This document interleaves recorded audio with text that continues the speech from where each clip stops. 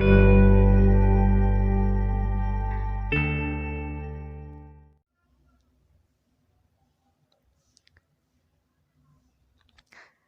Friends, आज हम 6th class की एनसीईआरटी सोशल साइंस का हिस्ट्री का चैप्टर 1 डिस्कस करेंगे।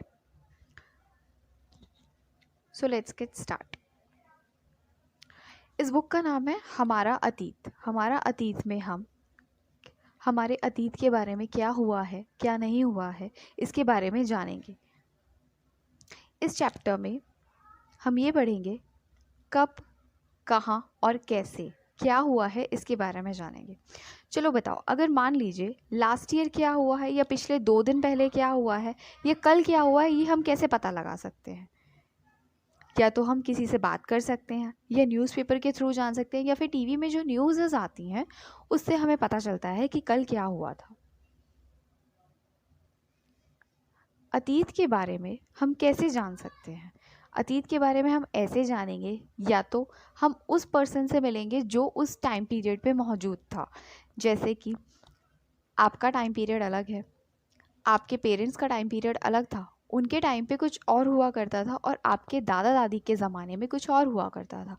तो उनके टाइम पीरियड पे कैसा लाइफस्टाइल था, कैसे कपड़े पहनते थे, क्या क्या खाते थे, क्या नहीं खाते थे, कैसे जीवन शैली वो लोग व्यतीत करते थे, इसके बारे में हम उनसे बात करके पता लगा सकते हैं।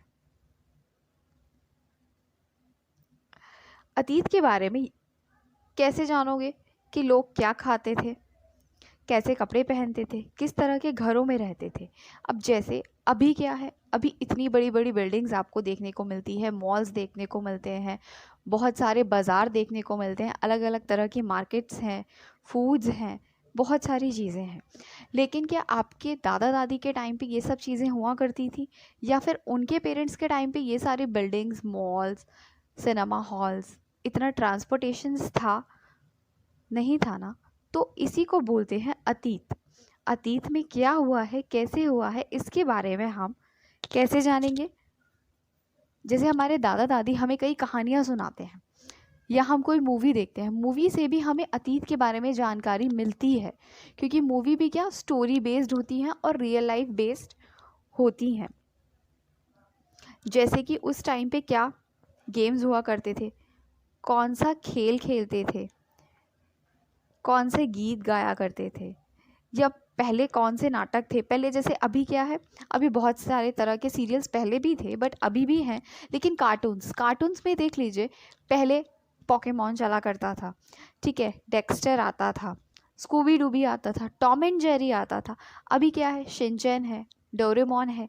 इस तरह के, मतलब जैसे जैसे जीवन बदलता रहता है, ट्रेंड्स बदलते रहते हैं, टेक्नोलॉजी बढ़ती रहती है, मॉडर्नाइजेशन आता रहता है, वैसे वैसे चीज़ों में बदलाव देखने को मिलता है।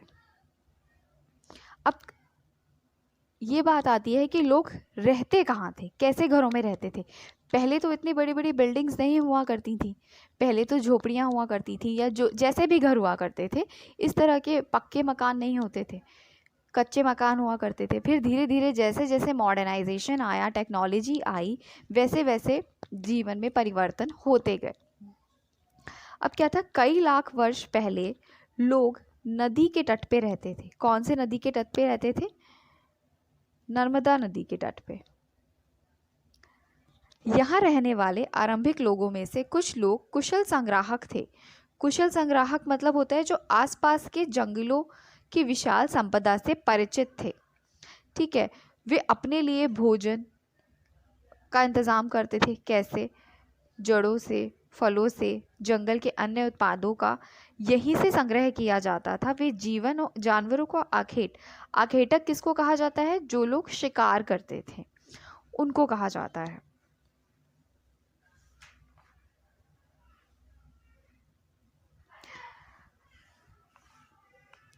अब क्या है कि उत्तर पश्चिम में जो सुलेमान और किरथार की पहाड़ियां हैं, यहाँ से 8000 वर्ष पहले कुछ स्त्री और पुरुषों ने गेहूं और जौ जैसी फसलें उपजानी शुरू की थी, और इन्होंने ही भेड़, बकरी, गाय, बैल जैसे पशुओं को पालतू बनाना शुरू किया था। ये लोग गांवों में रहते थे, और इनके उत्तर पूर्व में गारो, जो कि मध्य भारत में विंध्य पहाड़ियाँ हैं, वहाँ पे जो है कृषि का विस्तार हुआ था। सबसे पहले मध्य भारत में क्या, विंध्य की पहाड़ियों में चावल उपजाया गया था। ये विंध्य के पहाड़ कहाँ पर है, उत्तर में। फिर हम आते हैं सिंधु। सिंधु की जो नदी है, सहायक नदी, जो सहायक नदियाँ होती हैं वो कौन सी होती हैं, वो नदियाँ जो एक बड़ी नदी में जाकर के मिल जाती है उनको सहायक नदियाँ कहा जाता है। सिंधु के आसपास लगभग 4700 वर्ष पूर्व इन नदियों के किनारे कुछ नए नगर बसे थे, ठीक है। और ये जो नगर थे वो गंगा और इसकी सहायक नदियों के किनारे या समुद्र तटवर्ती इलाकों में बसे थे, जो कि 2500 वर्ष पूर्व पहले हुआ था। नगरों का विकास कैसे होता है, मान लो खेती करना वो शुरू कर देंगे, लेकिन अपना लाइफस्टाइल या किसी भी जीवन जीने के लिए किसी को भी पानी की आवश्यकता ज़रूर होती है। तो जहाँ पे भी ये नदियाँ, तालाब, पेड़ पौधे ये सब पाए जाते हैं, नगर वहीं स्थापना की जाती है नगरों की। मतलब जीवन यापन वहीं संभव है जहाँ पे आपको फल फूल, पेड़ पौधे, प्रकृति की सारी चीज़ें मौजूद हों, स्पेशली वाटर। गंगा और इसकी सहायक नदी जो सोन है, जो गंगा के दक्षिण में स्थित है, वहाँ पे प्राचीन काल में मगध स्थित था, जिसे वर्तमान में प्रेजेंट में बिहार नाम से भी जाना जाता है। मगध के जो शासक हुआ करते थे वो बहुत ही शक्तिशाली थे और मगध एक बहुत ही बड़ा विशाल साम्राज्य था। इसके बारे में डिटेल में हम आगे चैप्टर्स में पढ़ेंगे कि इस मगध कैसे विशाल साम्राज्य बना और इसके जो 16 महाजनपद थे उसमें से ये मेन था। लोग हमेशा एक स्थान से दूसरे स्थान पे यात्रा किए करते थे। ऐसा तो था नहीं कि एक ही जगह बस गए। अब एक ही जगह बस जाएंगे तो वहाँ के रिसोर्सेज क्या ख़त्म हो जाएंगे, तो इसीलिए वो हमेशा एक स्थान से दूसरे स्थान पर जाया करते थे, जैसे ऊंचे पर्वतों पर, पहाड़ियों पर, रेगिस्तान पर, नदियों पर। समुद्रों के कारण जोखिम यात्राएं भी करनी पड़ती थी, क्योंकि अब इतना ज़्यादा तो उनको ट्रेंड एंड टेक्निक्स नहीं पता थी। अब मान लो उन्होंने नाव से ही तो करेंगे, नाव का निर्माण किया है, जा रहे हैं वो लोग समुद्री रास्ते से, अब वहाँ से कोई तूफान आ गया तो कुछ लोग उसमें मर भी जाते थे। तो ये बहुत जोखिम भरा कार्य है एक स्थान से दूसरे स्थान में परिवर्तन करना। फिर भी ये यात्राएं उनके लिए असंभव नहीं थी, क्योंकि कुछ लोग काम की तलाश के लिए जाते थे। कभी कभी प्राकृतिक आपदाएं जैसे भूकंप आना, बहुत ज़्यादा वर्षा हो गई है, हाँ, उसकी वजह से तूफान आने लग जाते थे ये सब। और ऐसा नहीं था कोई कोई सिंगल भी जाता था, लेकिन कोई कोई कैसे जाता था, व्यापारी कभी कभी काफिलों में जाते थे, जहाज़ों में अपने साथ और भी लोगों को लेकर जाते थे। और जो धार्मिक गुरु होते थे, जो पुरोहित होते थे, वो लोगों को शिक्षा के लिए जाते थे, शिक्षा देने के लिए एक स्थान से दूसरे स्थान पे जाते थे, जिससे वो भिक्षा भी मांगते थे और उनका जो है खाने पीने का ये सब गुजारा हुआ करता था। कुछ नए लोग भी होते थे, जो ये होता था ना कि हाँ कोई रिसर्च करने जा रहा है, मान लो एक जगह कोई लोग रहते हैं, वो बोलते खेती करने के लिए चले जा रहे हैं या अपने पशुओं को चराने के लिए छोड़ देते थे, तो उनके पशुओं के पीछे पीछे जाते थे ये पता करने के लिए कि और भी कहीं रिसोर्सेज हैं, अगर कल को यहाँ पे ये रिसोर्सेज ख़त्म हो जाएंगे तो हम कहाँ जाएंगे। इससे क्या है, एक कंट्री से दूसरी कंट्री में जाने पे या एक जगह से दूसरे जगह पे आवागमन करने से क्या होता है, विचारों का आदान प्रदान होता है। वो लोग कैसे रह रहे हैं, कैसी वहाँ की जो कल्चर्स हैं और वहाँ की जो सोसाइटी है उसके बारे में पता चलता है। अब होता है कि ये लोग यात्राएं क्यों करते थे। अब यात्राएं करेंगे ताकि एक लोग एक दूसरे को जान सकें, दूसरे रिसोर्सेज के बारे में पता कर सकें। अब जो प्राकृतिक सीमाएं होती हैं, कुछ बॉर्डर्स होते हैं ना, तो वो कैसे मिलके बनते हैं, पहाड़ियाँ, पर्वत और समुद्र उपमहाद्वीप के प्राकृतिक सीमा का निर्माण करते हैं। इन सीमाओं को पार करना आसान नहीं होता है, लेकिन अब अगर लोगों को जाना है, जो लोग जाना चाहते हैं, खेती करना चाहते हैं, व्यापार करना चाहते हैं, तो वो ये सब कुछ करते हैं। दक्षिण एशिया एक छोटा महाद्वीप है, लेकिन उसकी जो विशालता है वो बाकी के समुद्रों, एशिया के जो बाकी के समुद्र है वो पहाड़ियाँ हैं, पर्वतों हैं, इनसे बटे होने के कारण उसको जो है उपमहाद्वीप कहा जाता है। उपमहाद्वीप में कुछ लोग बाहर से भी आते हैं और कुछ जो आते हैं वो वहीं बस जाते हैं। इसी तरह के आवागमन ने हमारी सांस्कृतिक परंपराओं को और भी समृद्ध बनाया। कई सौ वर्षों से लोग पत्थरों को तराशने, संगीत रचने और यहाँ तक कि भोजन बनाने के नए तरीकों के बारे में एक दूसरे के विचारों को अपनाते रहे हैं। अब एक जगह से दूसरी जगह पलायन करेंगे तो वहाँ की संस्कृति कैसी है, कैसे भोजन करते हैं। अब कई तरह के लोग मिलते हैं, हो सकता है कि वो लोग, उनकी शिल्पकारी बहुत अच्छी हो, वो बहुत ही ज़्यादा अच्छे आर्टिसंस हों, या बहुत तरह की चीज़ें के बारे में पता चलता है। अब आता है कि देश का नाम, मीन्स आप जहाँ रह रहे हैं, जिस भी जगह पे रह रहे हैं उसका नाम कैसे पड़ा।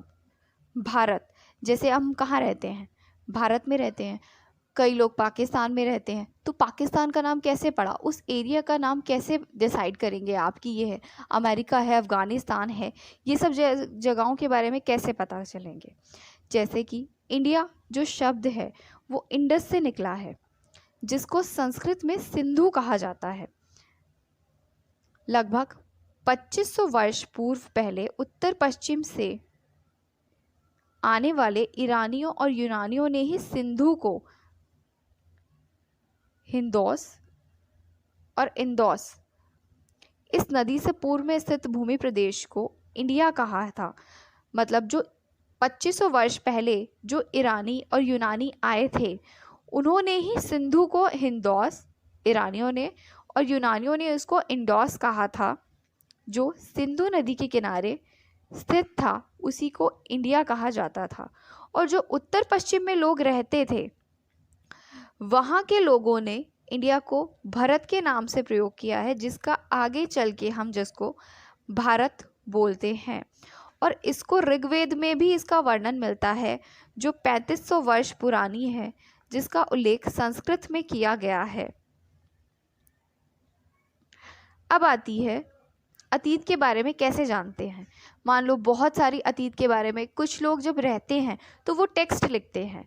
अब जैसे रामायण है, रामायण उस टाइम पीरियड पे हुई थी, तो उसकी रचना किसने की थी, वाल्मीकि ने की थी। अब आपको रामायण के बारे में पता कैसे चलेगा, जब आप रामायण की बुक्स पढ़ेंगे, टेक्स्ट पढ़ेंगे, या फिर उसको अब क्या है, कई लोग पढ़ने में इंटरेस्टेड नहीं होते हैं, ठीक है, तो उसको किसके थ्रू देखा जाता है। अब बहुत सारी मूवीज़ बनी हैं, बच्चों को कैसे दिखाया जाता है, कार्टून्स बने हैं, कार्टून कैरेक्टर्स की मूवी बनी हुई हैं। तो इन सब चीज़ों से अब उस टाइम पे हम अतीत के बारे में कैसे जानते थे, उनके टेक्स्ट बुक से। और उन टेक्स्ट बुक को क्या बोला जाता है, पांडुलिपियाँ।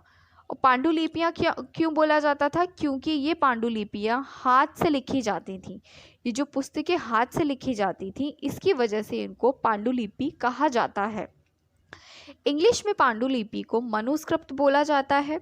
मनु का जो शब्द है वो लैटिन शब्द से बना है मेन्यू, जिसका अर्थ होता है हाथ से निकला।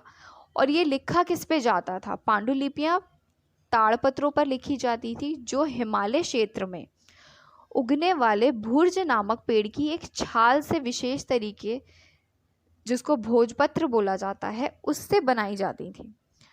अब देखो ये बहुत ही इंपॉर्टेंट है कि जो ताड़पत्र है, ताड़पत्रों से पांडुलिपि कैसे बनाई जाती है। ये पांडुलिपि लगभग 1000 वर्ष पहले लिखी गई थी। ये देख लो, इस तरीके से पांडुलिपि लिखी जाती है। ये ताड़ वृक्ष है, ताड़पत्र है, इस पे लिखा जाता है। किताब बनाने के लिए, देखो किताब बनाने के लिए ताड़ के पत्तों को काटकर उनके अलग अलग हिस्सों को बांध दिया जाता है। फिर भुर्ज जो होती है उस पेड़ की छाल से बनी एक ऐसी पांडुलिपि जो ये है, उस पे फिर जो भी लिखा जाता है उस पे फिर हम लोग मनुस्क्रिप्ट या स्क्रिप्ट लिखते हैं। अब क्या होता है कि अब ये पांडुलिपियाँ तो लिखी जाती हैं, लेकिन फिर भी क्या होता है कि इनको जो है कीड़े खा लेते हैं या फिर नष्ट कर दी जाती हैं। अब इतनी पुरानी पांडुलिपियाँ, ये तो कई बार क्या होता है, कोई संस्कृतियाँ नष्ट हो गई तो वो बची नहीं है, उसके पेजेस नहीं समझ में आते, कुछ की हैंडराइटिंग्स कैसी होती हैं वो समझ नहीं आती हैं, लेकिन फिर भी कई पांडुलिपियाँ आज भी उपलब्ध हैं। ये पांडुलिपियाँ कहाँ पाई जाती थी? ये पांडुलिपियाँ मंदिरों में, विहारों से प्राप्त होती हैं। इनमें कुछ धार्मिक मान्यताओं व व्यवहारों, राजाओं के जीवन के बारे में, औषधि के बारे में, विज्ञान के बारे में, इन सब चीज़ों पे बहुत सारे टेक्स्ट लिखे गए हैं। ठीक है, इसके अतिरिक्त हमारे यहाँ जो महाकाव्य हैं, रामायण, महाभारत, कविताएं, नाटक, ये सब भी टेक्स्ट बुक के फॉर्म में लिखी जाती हैं पांडुलिपियाँ। इनमें से कई तो संस्कृत में लिखे जाते हैं, क्योंकि उस टाइम संस्कृत ज़्यादा बोली जाती थी और आम लोग प्राकृतिक बोलते थे। और कुछ तमिल स्क्रिप्ट्स भी मिली हैं, संगम साहित्य, वो आप आगे पढ़ेंगे उसके बारे में। जो प्राकृतिक भाषा है वो आम लोगों में बोलचाल की भाषा होती थी। और अक्सर क्या होता था कि कुछ जो टेक्स्ट बुक्स हैं या कुछ इंस्क्रिप्शंस हैं, मतलब अभिलेख हैं, या जो पांडुलिपियाँ हैं, या जो कविताएं होती थी, इस तरह की जो भी रचनाएं की जाती थी, कुछ संस्कृत में की जाती थी और उनका फिर कई लोगों ने हिंदी में भी अनुवाद किया है, मतलब आम लोगों की भाषा प्राकृत भाषा में भी अनुवाद किया गया है। अब अभिलेख क्या होता है? अभिलेख वो होते हैं, ऐसे पत्थरों का अभिलेख कहा जाता है जो कठोर सतहों पर बनाए जाते हैं। अब इन अभिलेखों को लिखता कौन है? शासक और अन्य लोग, जो बड़े बड़े शाही घराने के लोग होते हैं, वो अपने आदेशों को इन अभिलेखों पर उत्कीर्ण करवाते हैं ताकि लोग उनको देख सकें, पढ़ सकें और उन नियमों का पालन कर सकें। कुछ अन्य प्रकार के अभिलेख भी मिलते हैं जिनमें राजाओं और रानियों सहित अन्य स्त्री पुरुषों ने भी अपने कार्यों के विवरण का उल्लेख किया है। जैसे अभिलेख क्या होते हैं, उनमें कई नियम कानून भी लिखे जाते हैं और कई अभिलेखों में राजाओं के विजयों का भी वर्णन होता है और उनके आचरण का, उनके रहन सहन का, कि राजा कैसा है, दयावान है नहीं है, कैसा है, उन सब चीज़ों के बारे में भी अभिलेखों में लिखा जाता है। इसके अतिरिक्त जो वस्तुएं अतीत में बनी हैं और जो उनका प्रयोग में लाई जाती हैं, ऐसी वस्तुओं को अध्ययन करने वाले व्यक्ति को पुरातत्विद कहा जाता है। ये पुरातत्विद पत्थर और ईंट से बनी इमारतों के अवशेषों और चित्रों और मूर्तियों का अध्ययन करते हैं, जिससे ये अतीत के बारे में पता लगा सकते हैं कि उस टाइम पीरियड पे कैसे बर्तनों का यूज़ होता था, कैसे मूर्तिकार थे, क्या चीज़ थी, क्या नहीं थी। इसके बारे में पुरातत्विद जो है अतीत की खुदाई करता है और उनसे पाए गए अवशेषों का अध्ययन करता है। अब देखिए, जो ये 2250 वर्ष पुराना एक अभिलेख है जो कि अफ़गानिस्तान के कंधार से प्राप्त हुआ है। ये अभिलेख अशोक का है। अशोक एक आदर्श राजा था। इसके बारे में हम कैसे कह सकते हैं, क्योंकि उसने काफ़ी सारे अभिलेख लिखवाए हैं और काफ़ी सारी टेक्स्ट बुक भी मिली हैं, जिससे हमें अशोक के महान होने के बारे में पता चलता है। इसको हम आगे के चैप्टर में डिस्कस करेंगे। लेकिन उन अभिलेखों में कई लिपियाँ लिखी जाती हैं, कई भाषा लिखी जाती हैं। लिपियाँ अथवा संकेतों से बने होती हैं। जब हम कुछ बोलते हैं और पढ़ते हैं तो हम एक भाषा का प्रयोग करते हैं। इस अभिलेख में यूनानी और अरामाइक दो अलग अलग लिपियों और भाषाओं का प्रयोग किया गया है। पुरातात्विक लोग औजारों से, हथियारों से, बर्तनों से और आभूषणों से अतीत के बारे में पता लगाते हैं। और फिर ये लोग सिक्कों की प्राप्ति के लिए छानबीन करते हैं, खुदाइयाँ करते हैं। इन्हें कुछ ऐसी वस्तुएं मिलती हैं जो पकी मिट्टी की बनी होती हैं, कुछ धातु की बनी होती हैं और ऐसे कोई कठोर तत्व भी मिलते हैं जो जल्दी नष्ट ना होने वाले होते हैं। मीन्स अब जैसे आप ये घड़े का चित्र देख रहे हैं, ये पकी मिट्टी के ईंटों का बनाया गया है। इस तरह के पात्रों को किस चीज़ में इस्तेमाल करते होंगे? स्टोरेज के लिए या सिक्कों को रखने के लिए, इन सब चीज़ों का इस्तेमाल किया जाता था। पुरातत्विद जो है जानवरों, चिड़ियों, मछलियों और हड्डियों को भी ढूंढते हैं। इससे ये पता लगाया जाता है कि हाँ, लोग खाते क्या थे अतीत में, किस तरह के लोग हुआ करते थे, मांसाहारी थे या सिर्फ शाकाहारी थे। बहुत तरह की वनस्पतियों के अवशेष नष्ट हो चुके हैं, लेकिन अन्न के जो दाने हैं और लकड़ी के जो टुकड़े हैं वो जल गए हैं, लेकिन वो जले हुए रूप में भी बचे हैं। उन जले हुए अवशेषों का भी जो पुरातत्वविद है वो गहन अध्ययन करते हैं कि ये दाने किस चीज़ के हैं, चावल के हैं, गेहूं के हैं, जौ के हैं, या कौन सी दालें उस टाइम पे ये लोग खाते थे, कौन से जानवरों के अवशेष हैं, हड्डियों के, इन सब चीज़ों के बारे में पता चलता है। अब होता है इनको कई तरह के कपड़ों के भी अवशेष मिले हैं कि सूती कपड़े पहनते थे या ऊनी कपड़े पहनते थे, उन पे कोई रंगाई होती थी या कोई चित्र बने होते थे, या ये लोग प्लेन ड्रेसेस पहनते थे।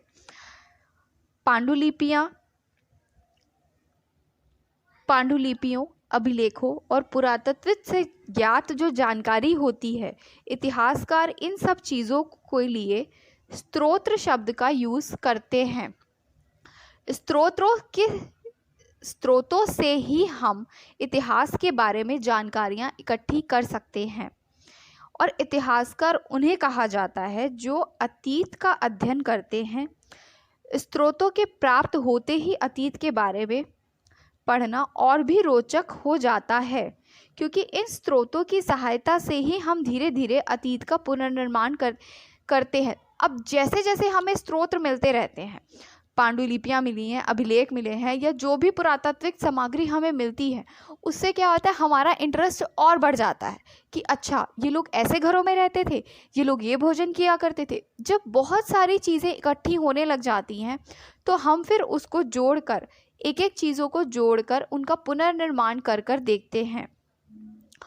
इतिहासकार और पुरातत्वविद उन जासूसों की तरह होते हैं जो इन सभी स्रोतों का प्रयोग सुराग के रूप में करके अतीत को जानने का प्रयास करते हैं। विदाउट स्रोत, बिना सोर्सेस के हम अतीत के बारे में नहीं जान सकते। हमें अतीत के बारे में जानने के लिए इन सब चीज़ों पर निर्भर रहना पड़ता है, टेक्स्ट बुक्स पे भी निर्भर रहना पड़ता है। लेकिन क्या होता है कि आगे चल के बहुत सारे टेक्स्ट का जो अनुवाद किया गया है वो क्या है, कई राइटर्स ने अपने कुछ उसमें व्यूज़ लिख दिए हैं, तो इस वजह से इतिहास को जानने में काफ़ी हेर फेर भी होता है। लेकिन बिना इन सोर्सेस के हम इतिहास के बारे में नहीं जान सकते। अतीत का मतलब होता है एक या अनेक।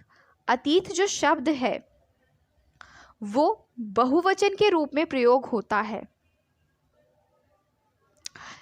अतीत शब्द का प्रयोग बहुवचन के रूप में इसलिए भी किया जाता है क्योंकि अलग अलग समूहों के लिए इस शब्द का अलग अलग मतलब होता है। जैसे कि मान लो कोई पशुपालक है या कृषक है, उनका जीवन राजाओं रानियों के जीवन से अलग होगा, या कोई व्यापारी है, उसका जीवन शिल्पकार के जीवन से अलग होगा।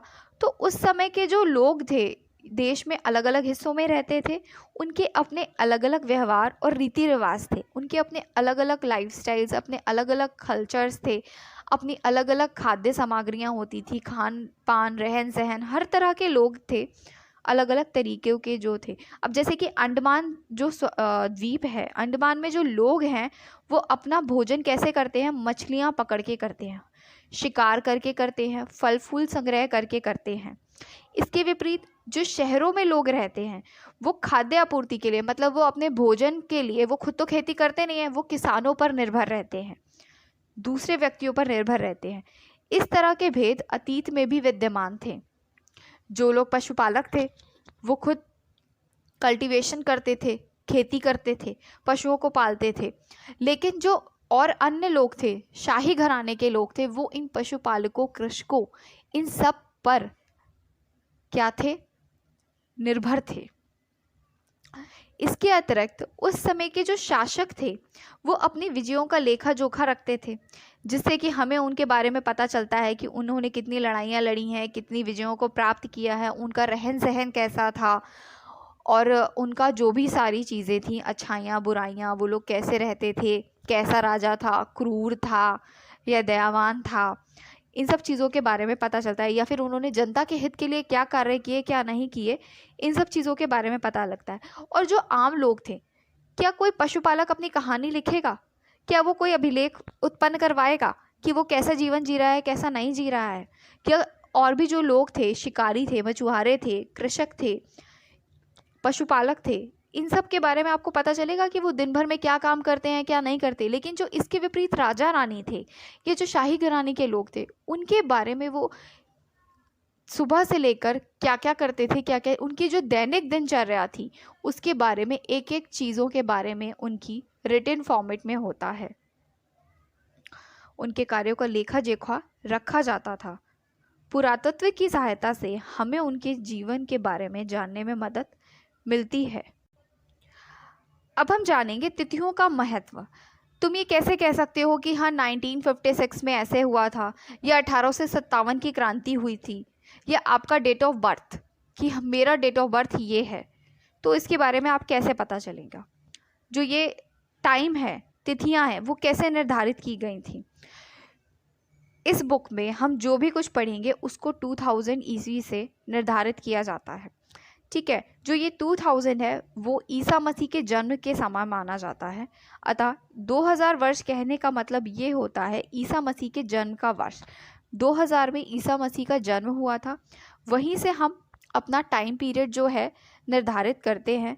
ईसा मसीह के जन्म के पूर्व को ही सभी तिथियों को ईसा पूर्व, ईसा से पहले, ईसा मसीह का जन्म 2000 BC में हुआ था, उससे पहले का अगर हम कुछ बात करते हैं टाइम पीरियड की तो उसको हम ईसा पूर्व मानते हैं, और उसके बाद के टाइम को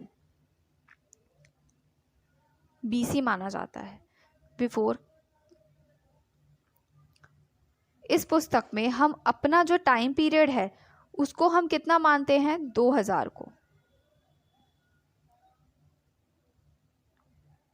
इतिहास में तिथियों का बहुत महत्व है। इंग्लिश में इसको BCE बोलते हैं। BCE का मतलब होता है बिफोर क्राइस्ट, मतलब ईसा पूर्व, ईसा पूर्व बोला जाता है। कभी कभी क्या होता है, इसको हम AD भी लिख देते हैं, ईसवी को हम AD भी लिखते हैं, जिसका मतलब होता है एनो डोमिनी। ये दो लैटिन शब्दों से बना है, जिसका मतलब होता है ईसा मसीह के जन्म से, जन्म का वर्ष। कभी कभी AD की जगह जो है CE भी लिखा जाता है, और BCE की जगह BCE भी लिखा जाता है, बिफोर कॉमन एरा। CE अक्षरों का प्रयोग कॉमन एरा के लिए लिखा जाता है, BCE का बिफोर कॉमन एरा के लिए किया जाता है। लेकिन अभी क्या है, पूरा जो वर्ड है वो इसी कैलेंडर का प्रयोग करता है। तो भारत में भी जो कैलेंडर है वो 200 वर्ष पूर्व आरंभ हुआ था। ठीक है, कभी कभी अंग्रेजी अक्षर के जो BP है उसको बोला जाता है बिफोर प्रेजेंट, मीन्स वर्तमान से पहले। अब हम कुछ इसमें एक्स्ट्रा पॉइंट्स जान लेते हैं कि जो अभिलेख होते थे वो कैसे होते थे। जो अभिलेख होते हैं वो कठोर सतहों पर उपकरण कराते थे, उत्कीर्ण कराए जाते थे। इनमें से कई अभिलेख जो हैं कई सौ वर्षों पूर्व लिखे गए थे। सभी अभिलेखों में उनकी अपनी अलग लिपियां और भाषा होती हैं। समय के साथ साथ अभिलेखों में प्रयुक्त भाषाओं और लिपियों में बदलाव भी किया जाता है।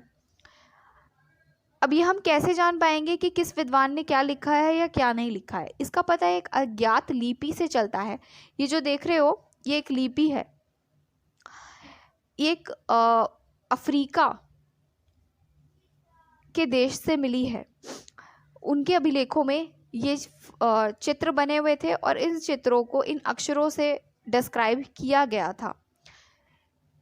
एक अज्ञात लिपि को जानने के लिए एक प्रसिद्ध कहानी जो है उत्तरी अफ्रीका के देश से मिलती है, जो कितने वर्ष पुरानी है? 5000 वर्ष पुरानी है। मिस्र के उत्तरी पर रोसेटा नामक एक कस्बा था। ये अभिलेख कहाँ से मिला है? हमें रोसेटा नामक जगह से मिला है। यहाँ से एक उत्कीर्ण पत्थर मिला है जिस पर ये 3 तरह की भाषाओं में लिखा गया है। 3 तरह की अलग अलग भाषाओं और लिपियों में लिखा है। यूनानी, मिस्र की यूनानी भाषा है और मिस्र की 2 लिपियां हैं, जिसको कुछ यूनानी विद्वानों ने पढ़ा है और ये बताया है कि राजाओं और रानियों के नाम एक छोटे से फ्रेम में लिखे गए हैं, जिसको कारतूश कहा गया है। इसके बाद विद्वानों ने यूनानी और मिस्री संकेतों को अगल बगल रखते हुए, मतलब दोनों को एक साथ रखते हुए उनको देखा और उनकी ध्वनियों की पहचान की है। जैसे कि L अक्षर को हम शेर के उससे भी बोलते हैं और A अक्षर के लिए चिड़िया का चित्र बना हुआ है। कई बार क्या होता है, उन्हें ये भी पता लगाया है कि किन किन अक्षरों के लिए कौन कौन से अभिलेख या कौन कौन से वर्ड वो लोग पढ़ते थे या उसका प्रयोग करते थे।